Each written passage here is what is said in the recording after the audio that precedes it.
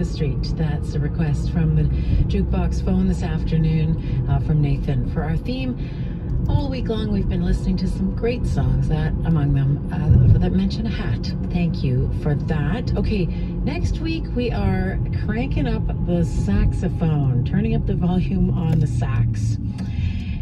It's, an important thing to do is to focus on the saxophone every now and then. I read that somewhere. So we want to hear your requests for songs that feature the saxophone. 416-205. Next week's Joel's Jukebox is brought to you by Kenny G. Now, there's lots of saxophone players out there, not just Kenny G. 416-205-2700. Email here and now at cbc.ca or tweet us at CBC Here and Now. Joel's Jukebox spins every day at 3:45 and just before the 5:30 news. You pick it, we play it. This is CBC News. From CBC Toronto, here is the news at 5:30. Partly cloudy, 13 degrees in the city. Good afternoon. I'm Jasmine Segadis. Khalil's here with another look at the roads. West on the Gardner past Jameson, the center lane remains blocked off with a stalled vehicle. You will find it jammed from the distillery. Thanks, Khalil. The Science Table has released its latest COVID-19 projections. It says this wave of the pandemic will likely see fewer hospitalizations than the previous one. But hospitalizations are expected to increase in the coming weeks. All this as people prepare for a long holiday weekend. Lorenda Redekop has the details. The latest wastewater sampling shows COVID-19 in the sewer system may have peaked. It's known as an early indicator, measuring how much of the virus is in the population. Dr. Peter Uni is with the province's Science Table. Is this a real crest? Do we continue to go up but slower than before? Do we follow a high plateau or start to go down? This is not clear yet. He says there are likely 5% of people in Ontario who are infected. Is the holiday approaching now? Be careful, meaning whenever you can socialize outdoors to outdoors, be selective with crowded places, and if you go to indoor spaces, whenever possible, wear a mask. He expects hospital and ICU numbers to rise, but not to the peak of wave 5. But the Science Table says close to 250 healthcare workers a day are infected with COVID.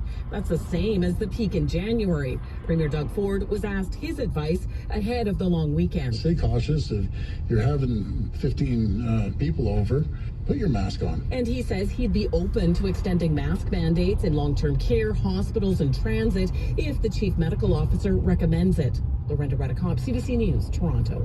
And we've just learned Ontario's Chief Medical Officer of Health, Dr. Kieran Moore, will recommend extending mask mandates in those high-risk settings. The Canadian Press reports he will propose extending the mandate for 4 more weeks. Toronto Mayor John Tory has tested positive for COVID-19. He says he feels fine and has mild symptoms. The mayor is once again encouraging people to get vaccinated as soon as they can. Tory adds Team Toronto vaccination clinics are open all weekend. Toronto police have arrested a man they say was in possession of millions of dollars worth of illegal drugs with the intent to sell them. Police say they don't believe this suspect was acting alone, and now they're asking the public for help in identifying anyone who may have been involved. Greg Ross has the details. It was a drug bust that Staff Superintendent Lauren Pogue says is worthy of the record books. On display in front of me is the result of the largest single-day seizure of illicit drugs in the history of the Toronto Police Service. Police say the drugs they have seized have a street value of nearly $29 million.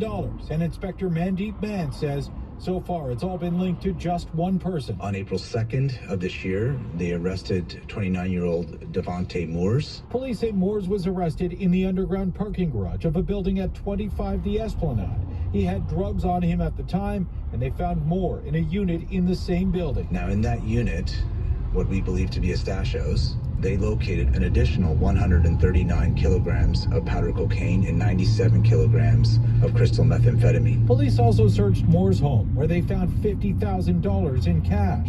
They don't believe Moores was working alone, and they're asking anyone who may have information to come forward. It's uncommon generally to have such a young individual be entrusted with such large amounts of drugs. Moores is facing multiple drug-related charges. Greg Ross, CBC News, Toronto.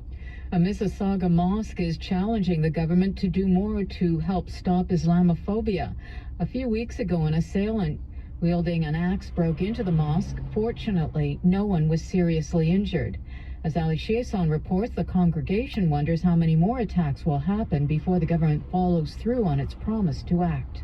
It's been nearly a month since an attacker barged into morning prayers at Dar al-Tawhid Mosque. The man, armed with an axe and bear spray, was tackled to the ground and disarmed by worshippers before he could seriously hurt or kill anyone. Witnesses say 24-year-old Mohammed Moise Omar yelled that he was there to, quote, kill terrorists. Omar was arrested and charged with assault with a weapon, administering a noxious substance, and uttering threats. And while the police continue their investigation, the Imam of Dar al-Tawhid says the province needs to pass the Our London Family Act, which was proposed after the allegedly hate-motivated attack on a street in London, Ontario last year. 4 members of the Afzal family were killed. Here's Imam Ibrahim Hindi. The Ford government needs to pass the Our London Family Act. We almost had another fatal mosque attack in the time that the government has dithered on this act. We need to decide as a society how many attacks we are going to tolerate before we decide that we need a full system approach to defeating Islamophobia in Ontario. The Our London Family Act would require an annual provincial review of hate crimes and create safe zones around mosques. Ali Chiasson, CBC News, Mississauga.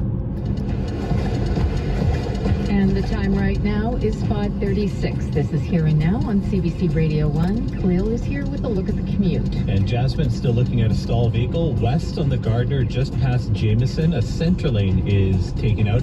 So very heavy delay on that West Gardner from just west of the Don Valley Parkway. So right around Cherry, the Distillery District. It's going to be jammed past Jameson because, once again, of the stall vehicle taking out a center lane. South on the 404 Don Valley Parkway, busy from Finch onto the DVP, and North DVP delays. It's going to be steady Dundas to Lawrence, and East and West 401 heavily filled in both directions. Now looking at the 407, the East and the West ramps to the North 400, we have 2 right lanes on both of those ramps taken out with a collision currently. Now here's Colette Kennedy with that forecast. And we have 13 degrees and mainly sunny skies. Those winds, though, still strong out of the west-southwest, gusts to 50 kilometers an hour, and elsewhere outside of the city, seeing those gusts closer to 70. So still have those special weather statements that are in place. It's going to be a breezy day again tomorrow, especially the second half of the day as another frontal boundary is going to go through. In the interim, a few isolated showers or flurries through the overnight tonight, low of 4 degrees. And on Friday, 12 for the daytime high, so seasonal. We will have sun in the morning, then we'll see clouds increasing and get into some showers for the second part of the day. Now into Saturday, we'll likely see a little bit of a light mix in the early morning hours, but then should get into clearing and the sun coming out, so improving conditions.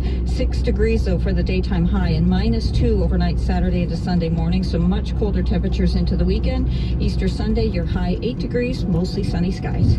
Thanks very much, Colette Kennedy, with your long weekend weather forecast. And in sports, the Calgary Flames go for their 6th win in a row when they host the Vegas Golden Knights as part of tonight's NHL action. Calgary enters the contest with a comfortable 9-point lead over Edmonton for top spot in the Pacific Division. The Oilers are in Nashville tonight. Elsewhere, Toronto hosts Washington, Ottawa is at Buffalo, and Vancouver welcomes Arizona. The Toronto Blue Jays finish off a 4-game series with New York at Yankee Stadium tonight. Toronto took a 2-1 series lead after a 6-4 win last night, highlighted by a monster 3-home run performance from slugger Vladimir Guerrero Jr. And that is news and sports to 5:39 on Here and Now. Thank you, Jasmine. All right, Tom Harrington is with us, teeing up your next newscast. Reach the world at 6. Hello. Yeah, so the big story out of Ukraine in the last 24 hours, but confirmed today by the Russians, is that one of their big cruisers in the Black Sea, called the Mosque, has sunk. It was now there's a dispute between the Russians and the Ukrainians about what led to that sinking. The Ukrainians say they fired a couple of their own missiles at the ship and damaged it severely enough that caused an explosion, which led to it being damaged and eventually sank, being towed back to port today by the Russians. Either way, the military analysts say it's a really big sort of symbolic loss for the Russians, obviously, a big win militarily for the Ukrainians, and even more so a boost for morale to knock out a ship that people said used to basically control the Black Sea for the Russians. So a significant development today. Chris Brown is on that. And we're also going to look at the big story on the Twitter machine today, which is, you know who, Elon Musk has offered to buy the platform for $43 billion. U.S., and the question is, can it really happen? It's a one-time offer only, apparently. So Jamie Strachan has that too. Yeah, I was thinking of you. You're very active on Twitter. We were talking earlier on the program about that possibility. I feel like it would, obviously change things so profoundly. And does it make you think that you would change your time on Twitter, or you have to wait and see? I would have to wait and see what it means for obviously the 300 million or over subscribers on the platform, what it would mean. But he's in it. I follow him on Twitter, of course, and he's just curious as to what he does. And he does some odd things on Twitter, including make this offer, which he did this morning. And he also he's hypersensitive. He's blocked people who criticized him and things like that. So it would be a very interesting combination, him and this platform. But we're a long way away from having a deal yet. Indeed. Okay, well, we'll listen in for all the details. Thanks, Tom. Thanks, Jill. Have a happy Easter and happy Passover, everybody, and we'll talk to you next week. Same to you. Cheers. That's Tom Harrington. He's got all those stories and more coming your way on The World at 6, which is roughly 19 minutes away here on your CBC Radio 1. Meantime, I'm Jill Deakin, and you're listening to Here and Now.